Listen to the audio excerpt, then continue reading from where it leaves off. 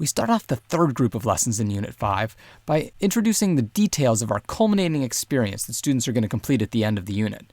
They're going to present a poster that has 4 parts, the first of which they describe their action plan for reducing waste in their own life.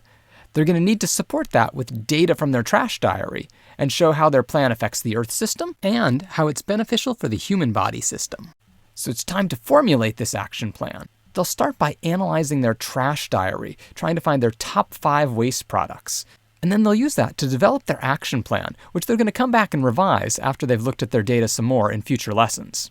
We then have our first concept checkpoint of the unit, a formative assessment to see if students can carry forward knowledge from previous lessons. During the next section of lessons, students are going to ponder the phenomenon that trees are made of cells, but rocks are not. Of course, they don't know what cells are, so it's time to discover them. We'll transition to this new topic by checking in with the unit roadmap. Then we're going to introduce a nearby pond. You're going to need to snap a few photos and collect water from that nearby pond to be ready for this lesson. And students are going to wonder, what's in that pond water that looks so dirty? They'll make detailed observations and sketches under the microscope. They'll discover some of the smallest living things, and even that some of those tiny objects are made of even tinier building blocks that we'll call cells. Now it's time to actually introduce the phenomenon and to formalize our understanding of cells with a short presentation.